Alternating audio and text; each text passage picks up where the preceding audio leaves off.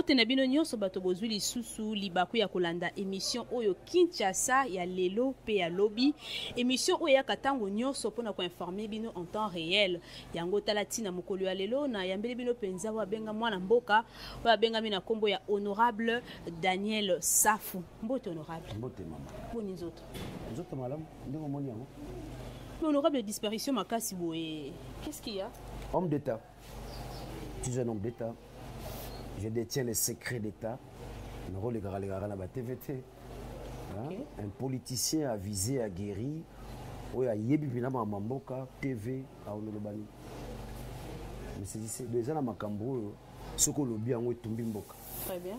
Or, un homme d'État n'a qu'une seule mission, c'est de construire l'État. On a encore Mboka dans été. Et puis, nous avons une union sacrée. Toujours accompagner Fatih temps.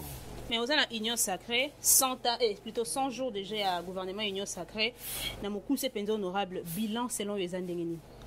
Moni, après qu'on ait les pouvoirs, ça veut dire qu'après les pouvoirs de Kabila, toujours le pouvoir de Félix, quand les gens parlent du bilan, c'est peut-être l'infirmité du langage. Tout le monde a un pouvoir après Kabila parle de la bilan. C'est grave parce que le Congo est dans un gouffre. Ils ont un scénario boulou mbok ils ont un katali boulou. Moto a zui ndingisa ko bimisa on a di boulou ana ko tangela ke ba bilan te. Au 100 jours bilan des années. Félix Nazuli quand il bimisa mbok on a di boulou. Asa ko bimisa. Mais c'est ça la mission de l'Union sacrée. Sortir le Congo du gouffre. Faire du Congo un État-nation. Nous ne sommes pas encore un État-nation. C'est ça le combat de Daniel Safu. La réappropriation de la nation. Tout comme État-nation. Nous ne sommes pas une nation. Dans une nation, tu vas se réclamer. Biso Baluba, Biso Congo, Biso Bangala, Biso Nani. Non. On se dit tous Congolais. Ça veut dire que la notion de la nation en tant qu'État, il faut une forte dose de civisme. Il faut vraiment un enseignement. Ici, je m'inspire de Socrate, philosophe grec, qui disait si l'homme fait le mal parce qu'il ne connaît pas les biens, le jour connaîtra les biens et les fera nécessairement. Donc, on doit enseigner aux gens les biens, le civisme, qui comprennent l'amour de la patrie, qui comprennent la notion de la nation-État. Mais honorable, je crois que vous êtes bien informé, vous êtes suffisamment informé. Dans ma campagne, c'est Zolé Kanamboka. Ma campagne dominée belé. Honorable Tingi Pouloula, mais le Camboya, Congolité, une Assemblée nationale et Koti. Jusque-là, tous les questions à la débattu. Tout le monde honorable Tikali serein. Mais maintenant, on a tous les penser à moi si ma poye ngote maman li kamboto ko sola mokolo alelo. Nasina loba. Moni loa. Nga loba balaboko so na lobe sili. Ceux qui pensent que nous faisons du théâtre, ceux qui pensent que nous disons des choses pour plaire, je ne sais pas qui, ils se trompent. On a dans la précision, et puis les Camerounais par rapport, il y a l'inspiration, il y a Bonzambé. Vous avez dit que loi wana, ekoleka kate, ekoleka te, tout à la seule loi n'eleka. Nasina lobaki, koloba loba loba, ba omuno ndizo sala aventure. Loi n'eleka. Botu na bango. Mais tu vas nous mais la moutou, la moutou. Je faut tout na bango. Banda botika loi na vie na bino ndengeni, santé na bino ndengeni. Mami momona na butu.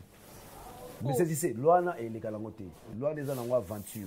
En fait, c'est un ballon d'essai face il y a peuple moko boye.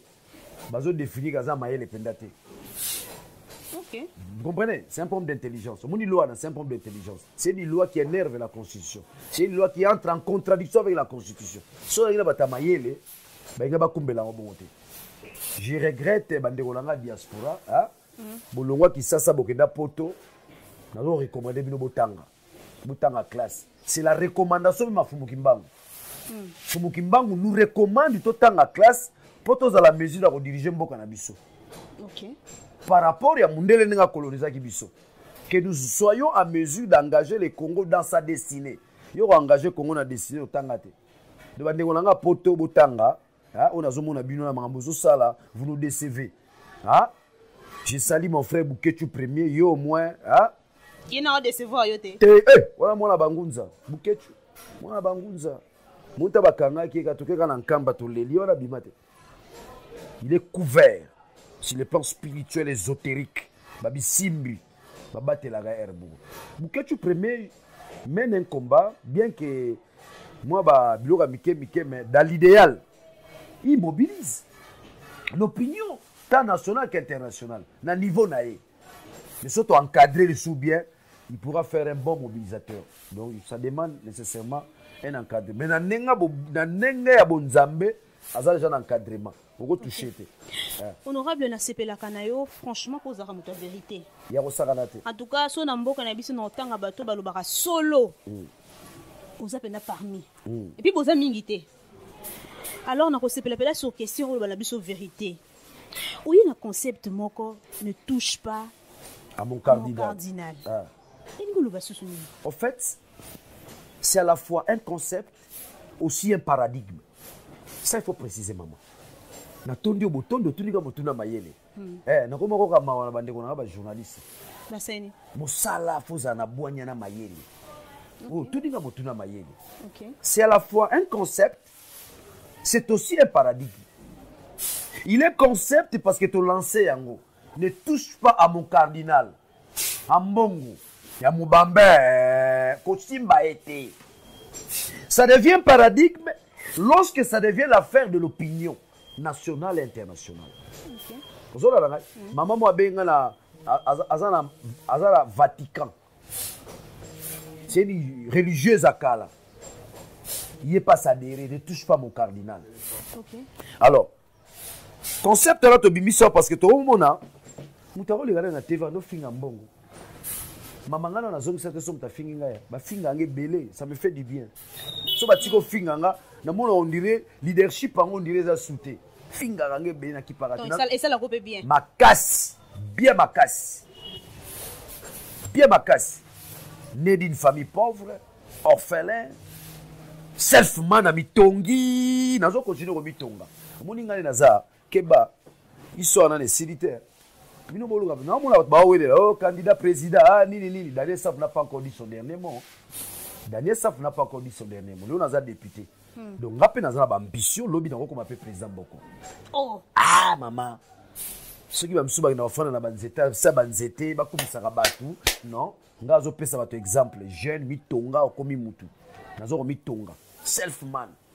Ozola na awa na Kinshasa biso so uti kelasi ozole kalibo so centre lindongiana même akele tozo banga et pas cardinal pas cardinal malula yo mona babamba malula mabanga babamba mosengo mabanga na résidence makamone uchiwata bizale ba uti na ba mboka la banguna ba wela ba mai tala kuna wala ba conflit na ba mboka la ba villa sont des villageois ba mboka kuna ba wela ba mai onzeto angai ba bomani pe na bamboka oyo famille oyo ba côté ni famille oyo ba bomani pe to moni mambo na ba village kula mozoleka siko bozo zezelo boyo na Kinshasa te Kinshasa za bisu nga Daniel Saf na leader na Kinshasa to mona waonde bazoya lingala pa malonga te oyo baba patia lingala mabe kala zaka soni muto ba lingala mabe na Kinshasa lelo mutu même côté azo tere pe na lingala mabe esale loko boko te naza kuluba na bino Yesu mwana nzambe oyo lingala nini wana bongisa lingala na bolinga pe Kinshasa ngoti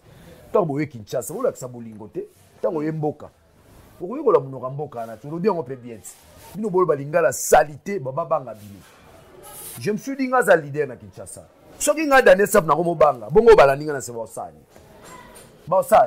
ya na telemi na banina pa kokebisa Augustin Kabuya yoka langage cardinal Falaya to coacher monsieur tu as quel niveau yo coacher cardinal. Mais ça secrétaire à UDPS. Boso za secrétaire à UDPS donc mayele. UDPS fait ça mayele, fait ça ba diplôme. Soza na UDPS ko mayele. A tous aino zoba pas la bino na UDPS ko mayele. Hein maman, vous devez faire très attention. Ba secrétaire ba zebele, ngape na mu konji na parti là. Tous en parti étaté, ton la démocratie. Faut tolérance ezala. Bilenge bozo leksa bilenge mama on a tchema ina mu côté. Nous allons identifier tous ces jeunes qui passent à la télé ingérer les cardinals. Sort la bango biso moto yebi. Pour les leçons comme soko lobby. Bokanga bolonga ba militaire. To komi mayele.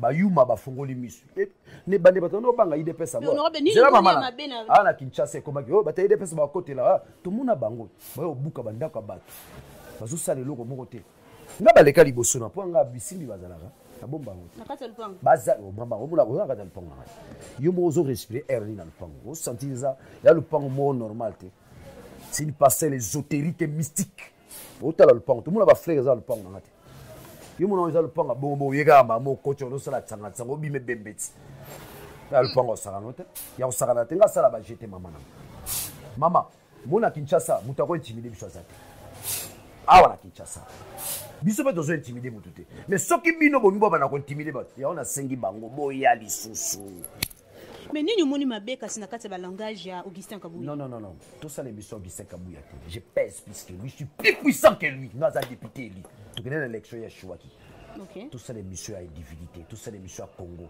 tout na mituna cardinal nangai Ambongo zana ebiso non ça la bino révélation ceux qui me suivent ceux qui ne connaissent pas le canal Ambongo boluka thèse na ya doctorat Ambongo sa thèse ya doctorat il parle de la réhabilitation de l'homme zaïrois, donc l'homme congolais. C'est ça sa thèse. Il est docteur en philosophie morale. Docteur en philosophie morale. Son thèse, dans sa thèse, en résumé, pendant que le thèse, on attend en hernios. So tant thèse en bongo, vous aurez maillé la carte. Retenez aux journalistes. Thèse en bongo s'articule autour de la réhabilitation de l'homme congolais. Donc ça veut dire que l'homme congolais doit être réparé. Mais par mécanisme, par approche, par moyen à la fois sociologique et morale, en bon on a recette. Ça c'est le bon niveau de l'évangélisation. Je suis au niveau de la science, au niveau de l'épistémologie. En Bongo, son approche scientifique est liée à la réhabilitation de l'homme congolais. Thèse de Yangoua. Pour biso totangaka. Biso mona baganga bata livre mo atangaka te.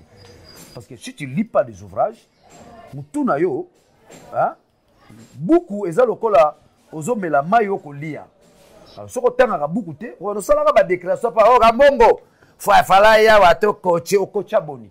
Yo mona faut mi coacher d'abord. On coacher bon. Donc ça commence à nous énerver. Donc partant il y a thèse en Mbongo, asa mutu moto ko coacher. C'est-à-dire il s'y connaît. Papa là, maman nanga.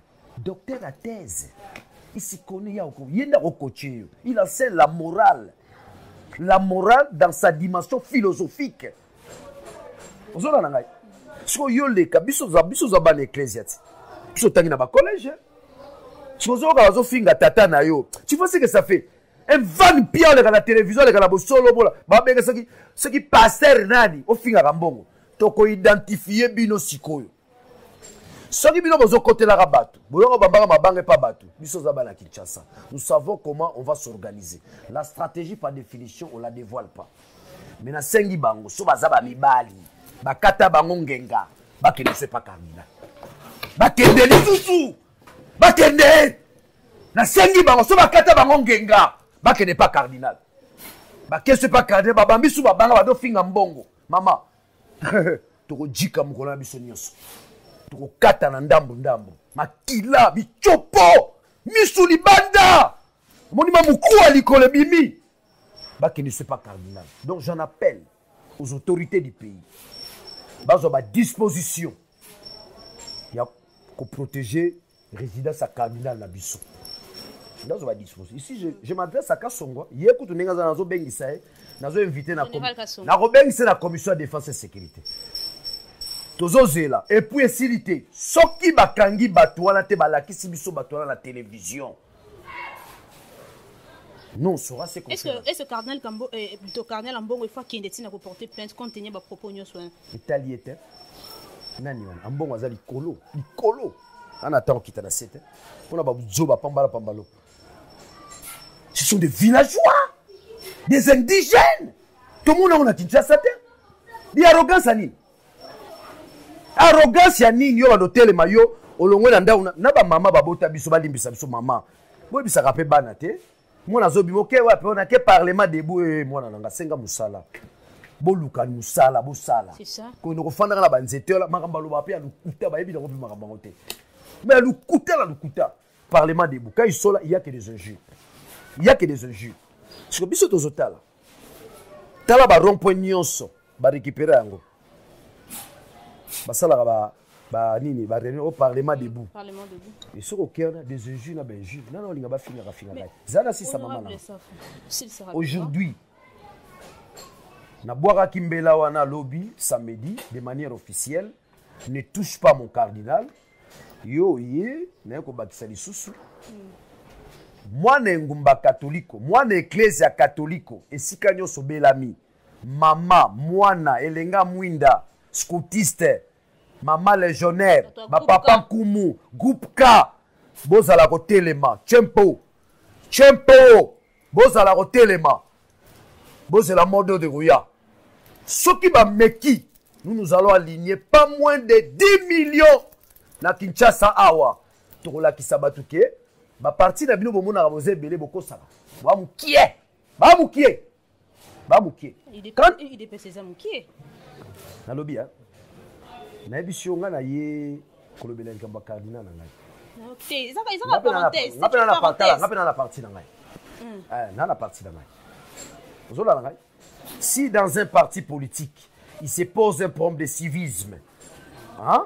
En fait, les partis politiques ne sont pas seulement là pour conquérir les pouvoirs et les conserver le plus longtemps possible. C'est ça la définition dans classique, dans Sciences Po. Mais moi j'ajoute, les partis politiques ont aussi la mission d'enseigner le civisme. Okay. Ça, c'est des dimensions morales, éthiques, qui revient, n'est-ce pas, aux partis politiques. Enseigner, n'est-ce pas, le civisme. Il y a un moment dans la partie, on va charger l'idéologie. Parce qu'il faut vraiment beaucoup d'enseignement. Je t'ai parlé, n'est-ce pas, de Socrate. Donc, le concept est là. Qui à la longue va devenir un paradigme. Ne touche pas à mon cardinal. Borozoba Polo, Bonomona Polo, Longadele, Safuna Simon Bakomi, ne touche pas à mon cardinal. Aujourd'hui, le cardinal mérite d'être sécurisé par l'opinion nationale et internationale. Biso boko bala na e. Biso boko bala, baba te ambongo biso bala. Na moni mtoka lekio, toko dévoiler mbongo, abota bala mbongo azana mwana te, wala za sa. Mutona mpese na ba recherche na ye, abimisi mamba azana bana. Lukuta tala, babe nga lukuta. No bafinga nga na mela bangi, na mela bangi. Et non, non mais là, ton finger, bon, ça me colle pas la peau. Je crois que tu es venu chez moi, tu as fait un homme posé, responsable. Comme les sont des collégiens. Moi, c'est mutu azofinga wana azana statine atanga wapi ana diplôme nini nga zongi sous classe bien que licencié na zongi wabona ino tanga sou classe za rande kunati classe za rande ba yelinga yi na lobi oya koya na loi na lie ba yelinga mwana na lia na lia mwana yeso mona tata lie mwana ne moko na lia ndeko na ngamboko singa za ndeko na te omona na mboka mutu na mutango batele kolo na eti bonga yenge kolo ne na boma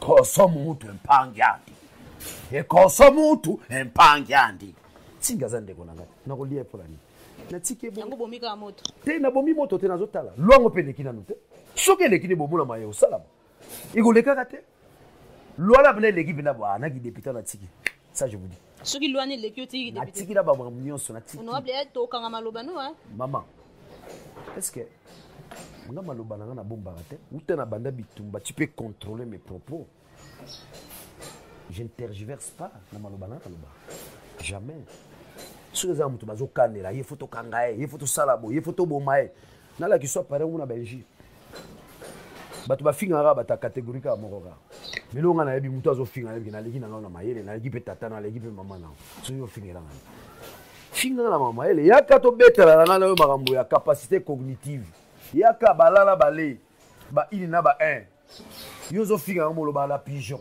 na Orlando point mais nga ba un pigeon la pigeon yo zo finga ngo sala rien Ola muki tongo na sanzete, omelia gene, Daniel Safa kosuka, Daniel Safa c'est un grand leader au Congo.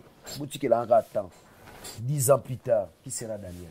Maman na betelo le robo révélation.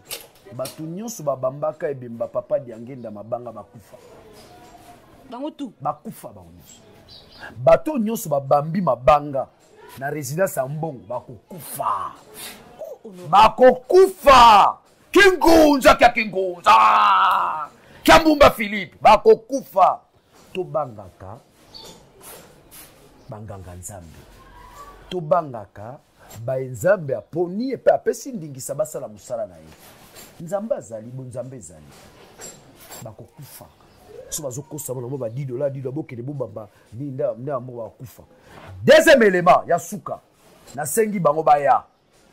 Na lobi yango bien baya lisusu dans les accords tous ba disposition. Tous ba disposition ba yang 6 ba nani ba petit na biso ba te guruma ba di ba roya. Ba petit na so ba tozana. On va te makasi. Oh, bonga mo nga mo sportif. Nga mo na judo kati. Na judo nga osala ba jeté. Donc beto te gurumu panzani pena cerveau. Surtout za la ciment. Na bon judo ka centrakine. Comme on a ngate. Mikolo na sa mukumbusu. Kumbusu ndini. Eza sport. Ngo kango kasi na lieu vena na mino. Vous allez eza sport. Donc na zongi na likamu na ngai ya ne touche pas à mon cardinal. Mbela na bwaki na bilenge nyonso. Bilenge nyonso ya Congo. Ba mama légionnaire bilenga mwinda gupuka ne touche pas à mon cardinal. Netinga ko Saint-Alphonse komegate. Pour okuta ngamo mayang 6. Il se porte à Saint-Alphonse. Oh yate donc. Nous disons c'est la dernière fois Église catholique connaît batako. Tout le monde a regardé la Kabila, Saint-Dominique. Tous les kisaki. Tout le monde a regardé ya mbalo yo na sengi na ba autorité mboka. Même nzamba on a difficulté à calmer biso. Toko bima penato bimi 10 jours contre bino boko kate. Ça je vous dis. Bino ça ba mobilisation la bino pambala pa derrière na moment to komiko. Si l'IDPS veut mobiliser faut appeler ça bangola. C'est un parti du pouvoir. Là ça dit 27 ans à l'IDPS. OK. 27 ans. Avec Étienne. C'est la symbolique de la nation. C'est la symbolique de la lutte. Sobiso tozale leza tu sais que di wa mungu. Papa on a nimta komisi so lelo. Il nous a montré chemin Rolanda pour la lutte. Donc il faut beaucoup de respect à papa là. Omoni ngai les kasaloma munyoso. Muri la télévision parti morote na mboko za la pour église catholique. Ba parti à pambala pour la mike salami. Bon nous tous ba parti vous avez combien? Vous êtes combien vous dans votre parti? Vous êtes combien? Vous êtes la partie à solo et à ngolo to bandi musala nango ensemble pour la République. Kuna to yebisa ona manono to a 10 000. Na kinzamvo to za 5 000. Na matadi to za 20 000 parce que tout est informatisé. Tambola ba parti nyonso. Yebisa on peut ça fichier ya parti na bino. Na lubumbashi bozaka combien rien. Lo yenge kaka biso non tika no bon nanga. Je suis pas là pour faire la promotion à des petits esprits. T'as la mouton au finger cardinal, aux petits esprits. Tu es un petit monsieur. Tu es un petit monsieur. Même s'il n'est pas cognitif, tout le monde qui cardinal. C'est un docteur à thèse. C'est un professeur d'université. C'est un grand responsable. En bon abandi lit, sa caméra. Votez rouge, votez vert. À son temps, Moututo Zobanga Mobutu. En bon à voter rouge. En bon, Moukola vote. À voter rouge. Il était le seul citoyen qui va à la rencontre de Mobutu à l'époque. Le lot ici quand on commis. Il dépêche à mobiliser na balabala. Il dépêche à mobiliser comme na balabala. To suka ki, to kende Paris, to kenda Poto. Parce que aso bosali réunion ba okanga bino. Muta ko sunga biso za kanala mbongo. Ba maman na biso zo bimana ba chapelet parce que il y avait plus l'essence de la mobilisation. On avait tout affaibli. Bazo ibara bango batu. Chibala, Sami Badi Banga. Donc peuple a combien de niveau so marche à toke na bisote. Ata toke, hein? Bango ba comment la ministre bisote zo souci. Donc j'ai compris par là. Donc ici je parle en tant que révolutionnaire, en tant que celui qui a lutté. Et dans ma lutte, les soutiens forts, moral, c'était Mbongo, les cardinals Mbongo. Concept on a bois qui, moi la Kinshasa ne touche pas mon cardinal. Bonne biso ne touche pas mon cardinal, yoko Simba, yoko Zika. Biso to simbi moto. Moto pena na maboko. Quand je dis to simbi moto, c'est-à-dire que nous sommes du côté du peuple. Nous sommes la majorité populaire. Biso. Majorité populaire des abissous. Ce qui va tout balingi, to mekana, to se mesurer ba souffle. Bino bo mobiliser lundi, biso mobiliser mardi. Bon mon ami, bato ba lobala ba tikala mukie boye. Voilà. Merci, honorable. Ne touche pas mon cardinal, ça, je lance. Est-ce que maman liloba souka pour te comprendre na souka? Bon, moi je parle suffisamment. Il a parlé beaucoup et parlé suffisamment. S'il est plein épistémologique, il y a une nuance. Parler suffisamment lorsque la réflexion est rationnelle. Parler beaucoup. Quand vous vous mettez là à ingérer les gens comme des cardinaux, ça c'est parler beaucoup. Mais lorsque vous êtes, n'est-ce pas, au niveau de la substance sémantique, je crois que c'est parler suffisamment. Zolanda. Narosuki ça, il y a bangi cardinal, il y a bangi de Kamu. Augustin Kabuya, ici Kozali, talanga na misu ngape na zotala yo. Papa, keba na cardinal ambongo. Keba na cardinal, même na maloba na yo. Tant on sala ba matinée politique na yo, sala, tu as droit, c'est ton parti. Mais keba na cardinal ambongo, tant on a chomu sapibo papa. Na oseka. Na oseka, yo pena na Kinshasa biso to mobiliser yo au téléma. To ba na mobilisation, c'est là bon mona na bino. To ba na mobilisation à Kinshasa, keba na cardinal ambongo. Augustin Kabuya, ne touche pas mon cardinal. Le jeune Jean de l'IDPS, ma parlement debout, ne touche pas mon cardinal. Ceux qui passent à la télévision, ne touche pas mon cardinal. Na kebi sibino. To fingi mutute, mais ce qui est vrai, nous avons la capacité d'identifier chacun parmi vous. Tous en la capacité. Oh maman, boniko, ils sont identifiables. Okay. Ils sont identifiables. Bah, ça identifié déjà. Ils sont dans le laboratoire. Nous sommes une machine. Machine politique. Une machine. Zola nangai, tu identifies. Tu es bien bangonyo sur la Kinshasa. Tu es la Kinshasa. Tu es la Betibo. Tu es la Kindu. Keba. Le monde est là, on a ça. Le monde est là. Tu es bien là. On a ça là. Tu es bien là. Tu es bien là. Kingonza. Kambumba Philippe. Kingonza. Kingonza. Donc cardinal nenga zawana omoso la longwa na ke centre lindonga na koma ute pa cardinal mona ngambo wana na fandi wana ne soto longwa kana ke na fandi wana de comme na mona soto le ga mona basuke za bien te tout na mutala wana na mutaba kote kuna wana na ino et comme na bon donc nous veillons sur notre cardinal. Ils ont ingéré Mosengo abota tout moni bana Mosengo papa na biso toke to kundie mo santu 20 ans après. Nous allons contacter la congrégation qui gère les problèmes des saints. Moni malula na, mon sang toi. Suka, a commencé malula. Suka ba béatifier Mosengo. Ambongo na po moni ayepa ko masin. Kala ramtu ba fingi, bazo finga. Tibo kenitina eloko na bazonga lisusu. Boya sous deuxième tour. Boya lisusu. Merci honorable. Boya lisusu. Boya sous deuxième tour. Merci honorable. Nabisio ce qui deuxième tour de salami. Hein? Deuxième tour. Ba na résidence ambongo. Nabisio nabité. Merci honorable Daniel Safou. Hélicoptère avec États-Unis. Merci honorable Daniel Safou. Maman na aussi ça. Personne n'a un monopole à mobilisation dans Mboko. Qui bangonde baza danger, bangonde non personne. Nous devons maintenir l'harmonie et la beauté en démocratie.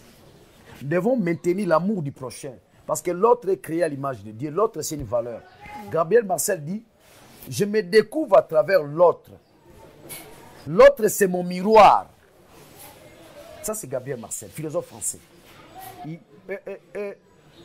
Lorsque vous n'avez pas du respect à l'autre, nous sommes mal éduqués, vous êtes indigènes, l'homme, c'est une valeur. De yo, c'est au fingarakak. Ba fingarakak. Ba doye lo msute. Ezara ki maba faible. Okenda classe. Otanga classe malamu te. Prévenez que ba utilisera yo kaka. Kino bamba cardinal mabanga. Merci honorable Daniel Safou. Tanga classe malamu. To tika no tante j'étais resté calme sans parler en tant qu'homme d'état. Mais tant la moni ba toucher cardinal lo bana yo. Ba finga katumbi somona na leki na réagir. Ba finga batuna biso. Na lobate. Mais on a coquité. Mais cardinal, t'as le niveau, il y a qui est indigène. Nous sentons que ça sont des villages qui nous appellent moi qui ça. Aïe nous bamba, ndaka cardinal mabanga. Ah baba kuya ba ekoya. Alors so boye koya, vous comme moto Kinshasa mukolo mususu. Merci honorable. Bisola bino na aussi ça. Bisola bino, so bozomona ke bon avantage, to ko finga, to ko sala bo kolala kolamuka. ils ont la mukolo osenga pardon na eba kité ezaka mamba politique to ka pardon na oté to ka pardon na oté alors bolinga to vivre na kindeko lobi ozala besoin cardinal te bozala besoin banganga nzambe na biso te likambo ezala te ko dialogue mo lingo saba la mboka église catholique mais église ozomona osoka mike yo la baba konza église oka l'église a mike wana tala ba msuna oloba tu comprends pas basala tozo bunda bitumba bino mona dodo kamba musibo mona ta marche na nzela ba beta basango na biso na nzela ba kata bango ba soutane webi ponani quand nous avons perdu ce que j'appelle l'ordre constitutionnel. Il fallait opérer jusqu'à ce que nous puissions obtenir le retour à l'ordre constitutionnel. L'Église est sortie de la rue pour obtenir le retour à l'ordre constitutionnel. C'est cet ordre constitutionnel aux origines, la loi des lois, la Constitution. Mais pas pour ça, on déjà en 2016. Nous avons une makasa au téléma. Nous avons une makasa au tambola. Oh, le loi, tout en tout, biso, basala qui wapi. Mais l'Église nous a accompagnés. Nous devons avoir beaucoup de respect à l'Église catholique. Beaucoup de respect. Vraiment beaucoup de respect. Moi, l'Église a mike wana. Il y a binzambe wana. Surtout bimina butu to mona to kutana na bango. Mona wana maya njile bazo sur la mako. Oh, mais on aura pas celle. Donc l'Église wana bazana muke. Nikolo ya to reverser pardon. Pour nous aujourd'hui, ezali ba protestant na catholique. Ndé tozo compter na bango. Majorité plurielle. Voilà ma minorité. Voilà mon moukier. Et moi on peut pas tiki dans mon salango. Donc dans ce sens que maman on le bas pour nous l'accès tout trop banga tout na mboko. Nous on beto comme bien asuka to épuiser déjà ba minutes na biso nyonso. Respecter bino. Le respect mutuel. Mais ngane ti safu na fandi bozo intimidenga. Intimidable. Na banga kate. Motobalia. Beta boma. Tambadinga. Koko nanga banda lo bilo munazo sisa wana sisa ka wana penza to koko nanga ya ndo emba nzembo ango machechu kanto ombo mondi tube kanto ombo mondi tuba ango machechu kanto ombo mondi tube kanto ombo mondi tuba ilgo laksani bozo lukana loba nakoloba bozo la nanga mbotu kudiba yombi bo benu bo banu ba mama Babo kosumwidi mbotienu mwane nudani la safu fumu bayombi. Merci honorable Daniel Safou na ndenge penza ondima ko yamba biso ne sika opona ko lekisa facilement message na yo ne touchez pas mon cardinal. Je pense que message leki et peut te remercier opona yango. Maman na remercier ko bana musalo za musala elengi za musala na salaki na sala pendant 27 ans na bibi musala comme grandeur on a minga tina qui député. Na qui député soso na sali musala malam et ko memanga pe na présidence. Parce que Nathalie moi âge zala nous na mamtozo sala 10 ans après to diriger mboko autrement.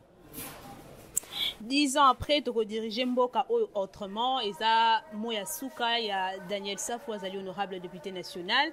Tu comprends na Souka émission, on a ton divino bateau, ban, son bolandi biso boza et belé, na pesi bino merci. Na bo sanité, phrase Daniel, honorable Daniel Safou Alobi, ne touche pas à mon cardinal. Ne yango, to souki sine yango, poti kala malama.